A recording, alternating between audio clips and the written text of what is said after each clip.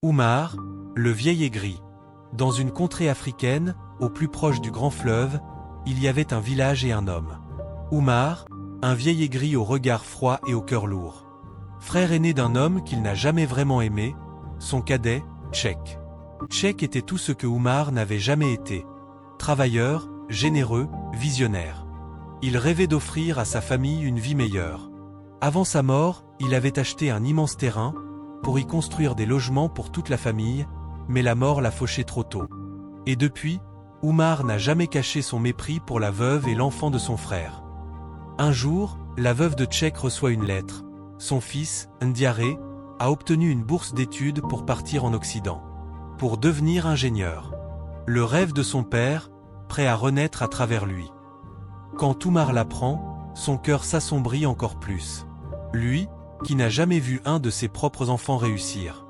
Il n'avait jamais vu un de ses enfants aller plus loin que les champs ou le carrefour du marché. Et voilà que ce gamin, élevé par une veuve sans ressources, allait briller là où ses fils lui avaient échoué.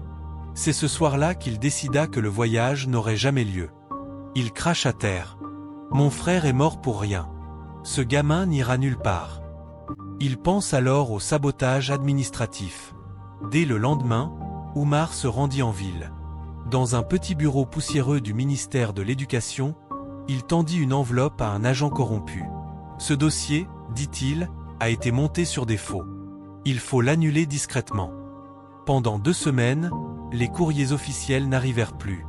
Le visa de Ndiaré semblait bloqué. La bourse invisible. Mais la mère du garçon, persévérante, remonta la filière. Elle insista. Elle pria. Elle fit le voyage elle-même. Et un matin, le dossier réapparut mais il restait beaucoup à faire. Oumar ne pouvait pas en rester là. Un jour, un gendarme débarqua au village. Il avait reçu une dénonciation. Ndiaré aurait volé de l'argent de la coopération agricole du village. Encore une fois sa mère se leva et faisait tout innocenter son fils, sans preuve, celui-ci fut relaxé. Oumar n'en était que plus enragé. Dans un dernier geste de haine, il se rend chez un vieil homme, un féticheur connu dans la région. Il lui demande de fermer les chemins du garçon, de l'empêcher de quitter le sol du village. Peu importe le prix. Des sacrifices sont faits. Des paroles interdites prononcées. Le fétiche est enterré près de la maison de Ndiaré. Une nuit, la veuve retrouva posée à l'entrée de sa case, une petite calebasse noire. Dedans, un œil de caméléon séché, une plume rouge, et une photo de Ndiaré brûlée sur les bords. Tout le village comprit, quelqu'un avait lancé un maléfice. Ndiaré tomba malade. Forte fièvre. Frisson. Hallucination.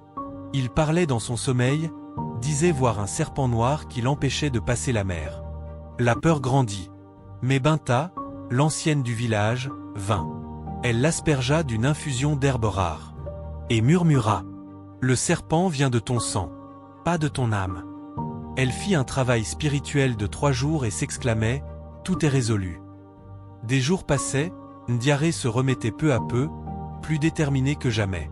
Le jour du départ arrive enfin. Ndiaré monte dans la voiture, sac à la main. Le ciel est clair. Aucun obstacle. Aucun incident. Il arrive à l'aéroport et s'enregistre, l'avion décolle. Il part pour l'Europe. Un avenir l'attend. Mais chez Oumar, peu de temps après le départ de son neveu, tout se renverse. Son bétail meurt sans raison. Sa case prend feu mystérieusement. Ses enfants tombent gravement malades, sans explication. Il revient voir le féticheur, paniqué. Ce dernier le regarde droit dans les yeux. Tu as tiré une flèche contre le sang de ton propre frère.